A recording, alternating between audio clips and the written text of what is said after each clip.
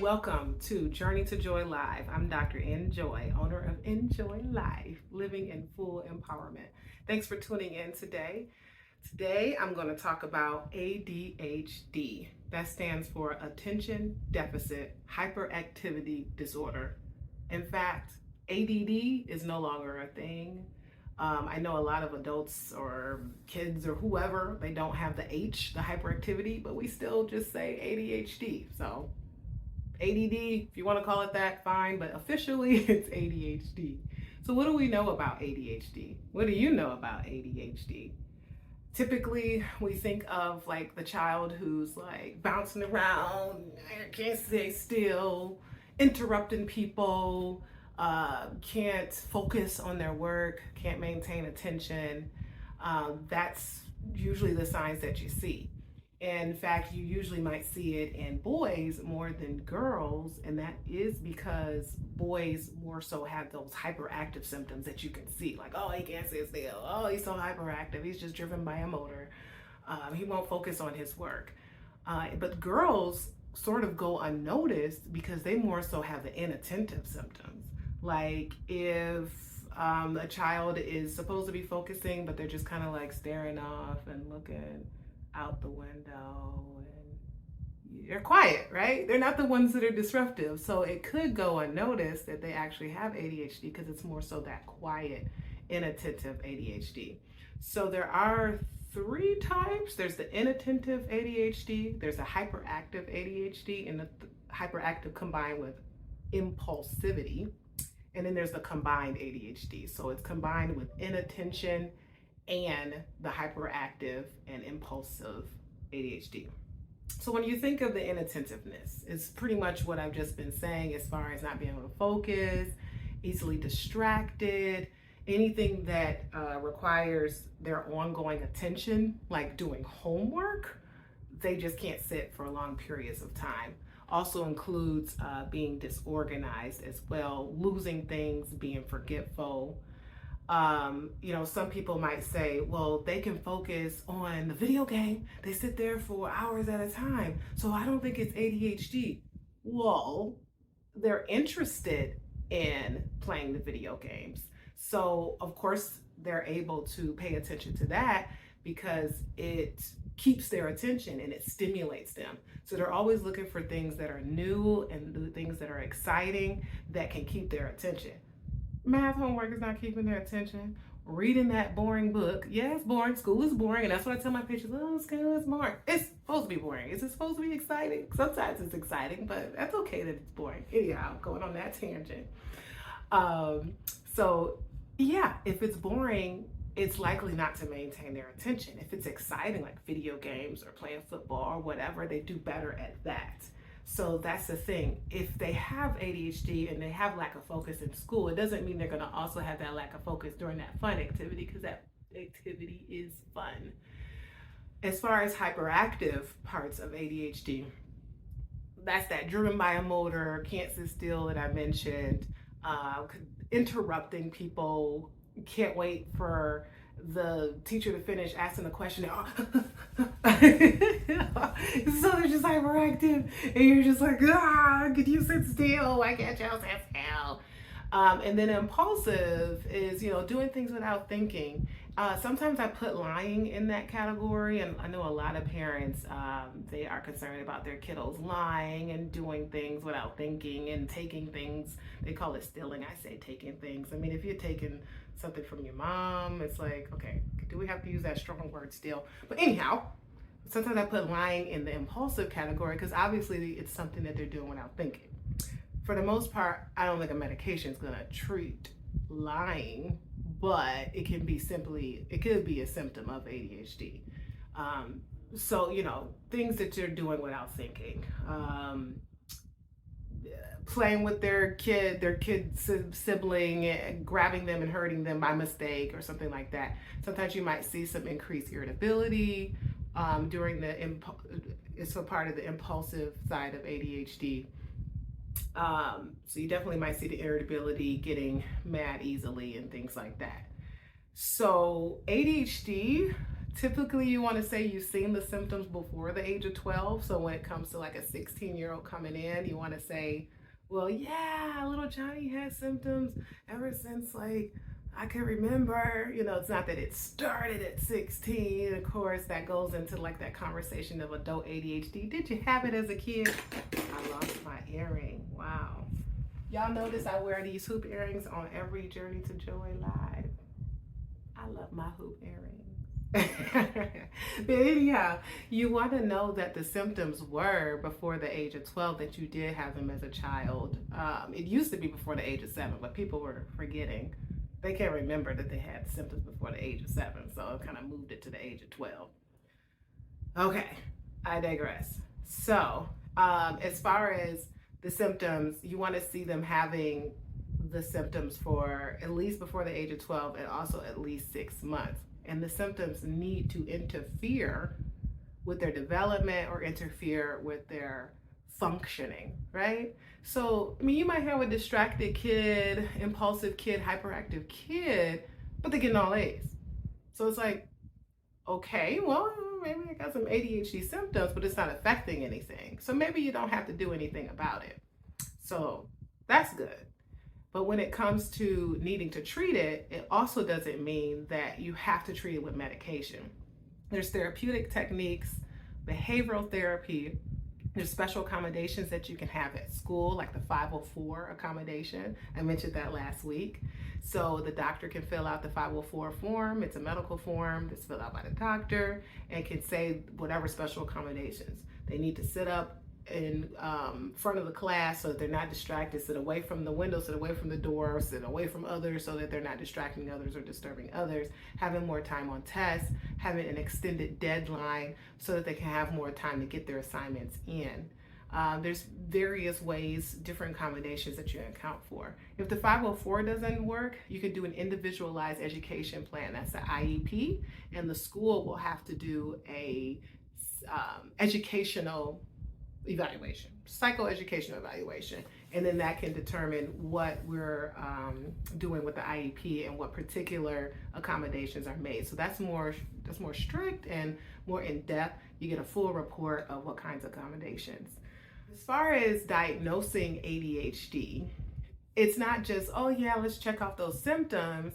The most common forms that we use are the Conners assessment as well as the Vanderbilt assessment. And it has to be diagnosing the symptoms in 2 different settings.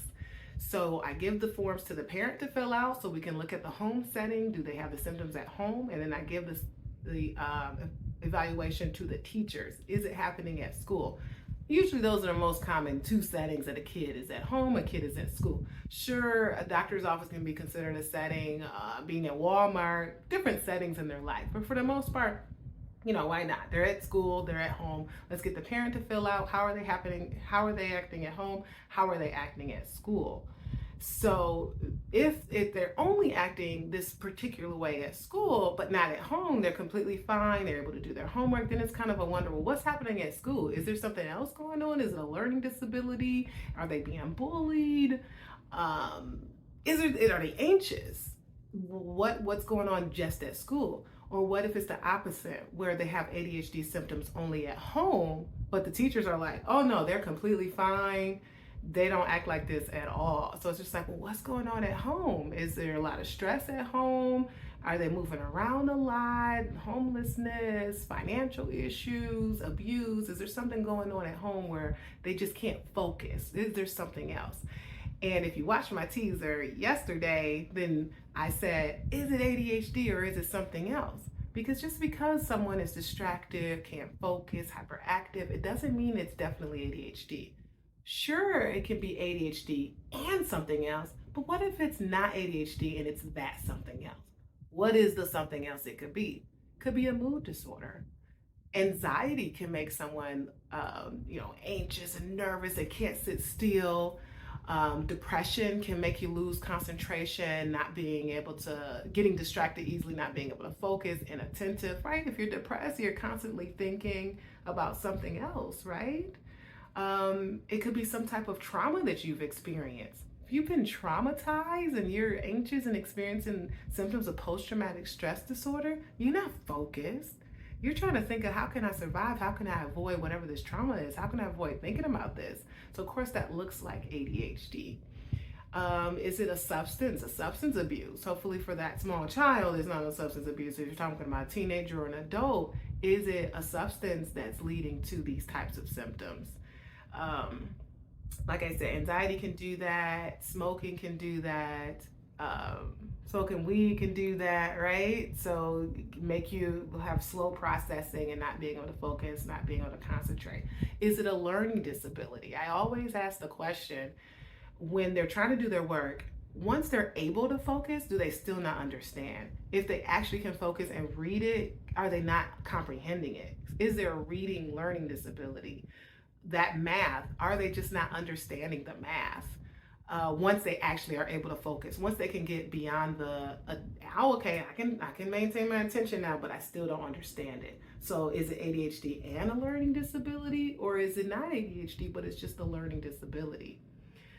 So a lot of people ask about ADHD in adult. Well, do I have it? I'm an adult. I mean, ask yourself, thinking back, did you actually have it as a kid? Did you have like issues with attention? Well, no, I had all A's and things like that, but now I just can't concentrate. That's my story. I had all A's in high school. I was pre-med, I was set, I was good. And then when I got to undergrad, everything just got harder. And so it was just harder for me to be able to maintain my grades. And then I went to med school and I created this great study schedule of how to stay organized. I put everything in charts because I knew that charts is what helps me. So I started to do better. Graduated medical school, great. But in residency, I lost that organization of putting everything in charts and remembering everything. It just got harder to study, and I was just learning on the job. That's pretty much what you do. You learn as you go, you learn as you see patients. But then I started joking like, oh, it's my ADD, I keep losing my earring. It's gone. It's gone. Let's just remove the other earring. It's way far away. I need to talk about ADHD and not worry about my earring. So anyway, I kept joking about that's my ADD, ha ha ha, it's my ADD. And someone finally walked up to me, they're like, you joke a lot about your ADD. Do you want to get that checked? And I was like, oh, do I actually have ADHD? So I went to see a psychiatrist and he diagnosed me with ADHD and gave me a medication. I started Vyvanse. That is a stimulant. That was back in 2016, 2015. And I started to do better. I was like, oh, I'm actually able to maintain attention. But then I decided for myself, do I really want to be on a medication? I had some other things going on. Maybe I'll disclose that stuff in another Journey to Joy. But for now, I had some other stuff going on. And that made me need to get off the medication. And when I got off, of course, I still had ADHD symptoms. So I found that fish oil helps. It's a natural supplement, omega-3 fatty acids that you can take as a supplement for ADHD. For some people who really need to be on a medication, I wouldn't say it's a replacement, but for some people, why not start with the fish oil? Because maybe you don't need medication. I am one of those folks where I am able to maintain treatment for my ADHD on just fish oil alone, and that's about 2,400 milligrams a day, at least. So you're going a little bit beyond what it says to take on the bottle. So for those who want to go the natural route, fish oil can definitely help. And of course, I talked about behavioral therapy can help, and the special accommodations at school, or the special accommodations for you as an adult. Obviously, you're not at school, you're not getting those special accommodations like the 504 plan or the IEP, but you're doing things like making sure you have an agenda, making sure you're writing everything down, doing those things to make sure you're organizing yourself, organizing your life, having a watch to be able to keep track of whatever it is you have to do, or keep track of your schedule. If you're someone that loses things a lot, being able to have your area clean so that limits what you're losing. Obviously, a cluttered area is a cluttered mind. So there's plenty of ADHD books out there. I don't have them to list them, but there's plenty out there. I'm not good at that. My therapist friends are really good at shouting out what therapy books there are as far as for ADHD. I'm gonna shout out Jessica V. Taylor. She's good at that. But anyhow, where was I going? Look at me. I'm all over the place. I just disclosed that I have ADHD, but that's okay, right? It's okay to be all over the place. So I was talking about ways to treat ADHD outside of medication. What if, so in other words, what I'm trying to say is you don't necessarily have to treat with medication if your child has ADHD or if you have ADHD. What if you have to? What if you tried all the behavioral therapies, individual therapy, fish oil supplements, you tried to change the diet? You know, I don't go into a lot of research on that. A lot of people ask me what to do as far as diet. Sure, you can limit carbs, limit the sugary drinks and sugary foods and candies. You can try that out for yourself and let me know if it works. I'm not against it and I'm not for it, right? So that's the stance I take on that. But a lot of people say that maybe that you could change the diet to help. So you changed all the diets, you changed all that, you got them in sports to kind of get them more organized, because sometimes getting them in sports gets them more organized, because between school and sports they have nothing else to do but study. It's like, study because you got to do this. Sometimes that helps. What if you need a medication? Stimulants are the most common medications. They're not the only ones. There's stimulants like Adderall, Ritalin, Concerta, Focalin, and then there's non-stimulants. There's alpha agonists. Those are clonidine and guanfacine that pretty much treat the hyperactive symptoms of ADHD. And then there's the non-stimulants that are the atypical antidepressants like Wellbutrin, Strattera, and Quellbri. So as far as the stimulants, I mean, outside of antidepressants, they're the most common meds that I do prescribe. It doesn't mean that that's the first thing that I jump to. I really rather we try those non-medication techniques first before starting a medication. At the end of the day, they're well tolerated. If you put them on a stimulant and they're not eating, there comes the concern for a small child: is it going to stunt their growth? The poor nutrition, is it going to make it so that they're not going to grow and meet their potential height that they're supposed to meet? That's when I start collaborating with the primary care doctor, because they obviously track the growth. Are they falling off the curve all of a sudden? If they come from one line to the next line, then we know it could be stunting their growth. ADHD medications are FDA approved for kids down to age of 6. Yeah, I believe it's 6, not 3. I don't know why 3 is coming to mind. But anyway, I look up this stuff every time I prescribe medication. There's too much knowledge up here to remember every single thing. But anyhow, it's FDA approved at a very young age. Just because it's FDA approved, I really don't like giving kids younger than 6 the stimulants because of that issue. So I would usually start with a guanfacine or a clonidine. So that's that alpha agonist. Those medications are the high blood pressure medications. They're used to lower blood pressure, but somehow decades ago they found out that it can treat the hyperactive ADHD. So it does tend to help with the younger kids. And it's younger kids that usually have the hyperactivity.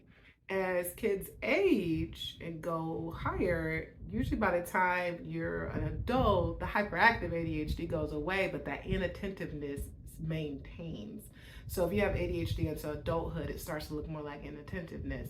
And a lot of kiddos, their inattentiveness and their hyperactivity goes away, and the ADHD goes away, and they don't need treatment. So not everybody who gets started on a medication needs to stay on a medication for the rest of your life. In fact, it's recommended to try to get off of it and see what you can do to use therapeutic techniques for your ADHD rather than relying on that medication your whole life. So the conversations I have with the parents of my patients is, definitely letting them know about the loss of appetite that can happen with stimulants. Usually if you start out with the medication, the short-acting medication where they take it after breakfast, that wears off by lunch, and then they take it again after lunch, they got in their food, they got in their breakfast, they got in their lunch, and then it wears off so they can have the dinner. So as you can see, there are 2 formulations of stimulants. You can have a short acting, like I said, you take twice a day, or a long acting, where you take it again after breakfast. You want to take it after breakfast, lasts all day. So pretty much it releases a little bit amount of the medication in the morning that works for the morning, and then there's like a slower release portion of the extended release that goes throughout the day. There's some that last 8 hours, there's some that last 16 hours. Is that, I think it's Medeus that lasts, it's supposed to last 16 hours. So there's different kinds of medications where it releases 50% of the medication in the beginning, and then it releases the other 50% throughout the day. Then there's some that's like releases 30% and releases 70% throughout the day. There's different ones. There's two categories of stimulants. There's an amphetamine category with Adderall, Vyvanse, what is that one called? It starts with a Q. I'm blanking. Anyhow, and then there's the other one, the methylphenidate category. That's the Focalins, the Concertas, Ritalin LA, and different things like that.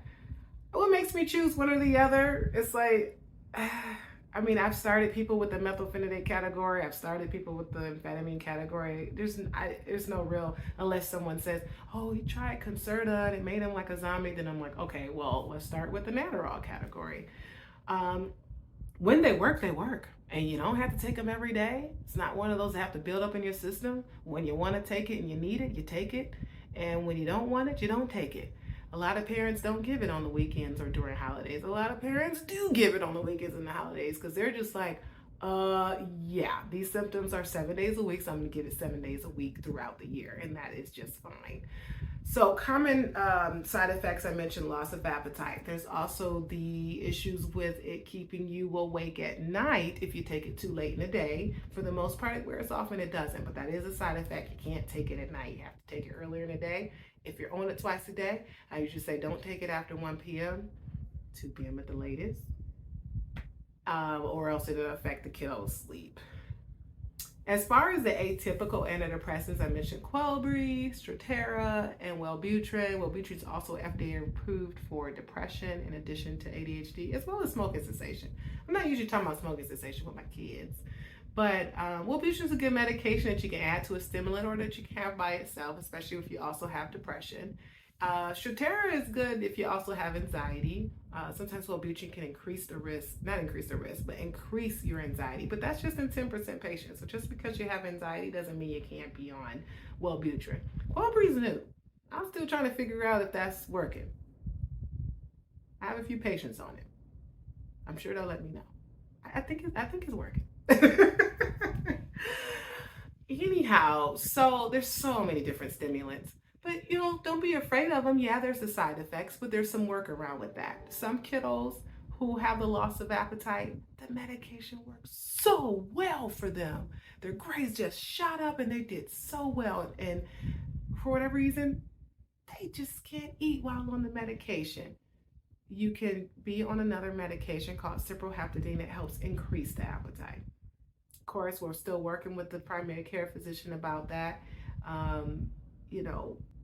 If it works, it works. And that's usually a conversation with the parent, whether we're going to add a whole nother medication versus trying another one. But usually parents have been trying to get their kiddo treatment for ADHD for so long, and they're just like, I don't want to touch it. It's working. So if you can give them an appetite stimulant, I'll do it. But you don't always have to do that. So anyhow, that's the way I go. I say start with therapy, start with the behavior modifications, alternatives, and then if we need to go to a stimulant, we go to a stimulant. Some parents want to try that right away. Again, that's okay. It's a conversation between myself as a doctor and the parents. I don't tell people what to do. I try to have a good conversation with what they would like to do. Let's see, what other questions have I had? So adult ADHD, of course with the kids, I do a thorough assessment always. Definitely with the adults. I don't want you coming to me trying to just get Adderall. I need to know you really do have ADHD. And you want that too. Care about your brain. Love your brain. Especially as an adult, there's dependency. These stimulants are controlled to substances. You can get dependent on them. Tolerance can happen. So I check in with my adult patients all the time. Like, okay, let's try this trial off of it. Let's see, do you still need the stimulant? Or I've had conversations, You don't have no job anymore. You're not in school. Why are you still on the stimulant? Oh, I can't concentrate. On what? What are you concentrating on? I'm sorry. It's like if you need to do without the medication, you want to try without it. Well, let's try without it. Why are you relying on this medication? If you have a history of addiction, it doesn't always mean you can't be on a stimulant. So that's a whole nother conversation. Next month is recovery month. How about I circle back on that next month? Next month is also Suicide Prevention Awareness Month. There's a lot to talk about in September. So, with that said, though, with adult ADHD, I want to make sure, is it not also anxiety? Is it not also depression or some type of mood disorder that's making it come out? Going back to myself, residency was really, really stressful. So I know I suffered from some anxiety and residency that pretty much brought that out. Also, thinking back when I was in high school, when I was in middle school, I daydreamed a lot.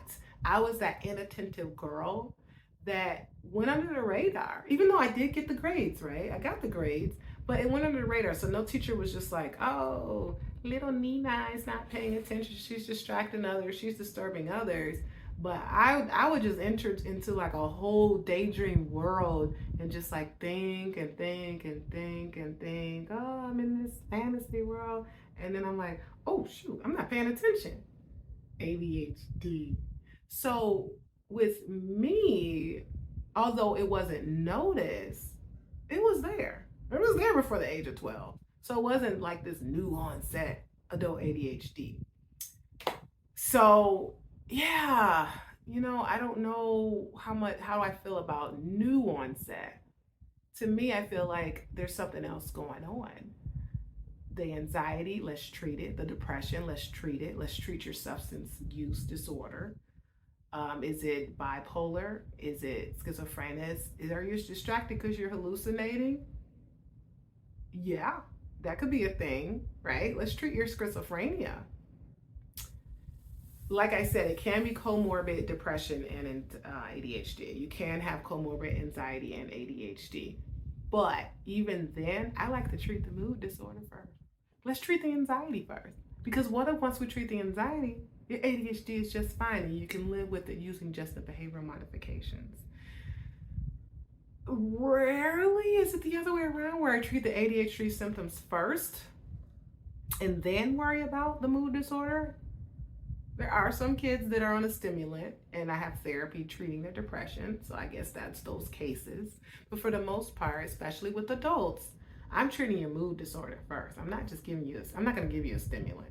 We're going to send you therapy. You're going to talk about that mood. And if you need an antidepressant, you're going to get on the antidepressant. But you're most likely not going to get on a stimulant first if you come to me. All right. So that's ADHD. Send me your questions. Post a question in the comments. Send me a question in the message. I only plan on talking about ADHD today because next week, Thursday, August 31st falls on Thursday, and August 31st is International Overdose Awareness Day. So I'm going to be talking about overdose. And like I said, September is Suicide Prevention Month. I'm spending a lot of time talking about that. It's also Recovery Month. We'll slip that in and I'll have some guests, hopefully. And that's it. I hope you learned a lot about ADHD. Thank you for watching A Journey to Joy Live.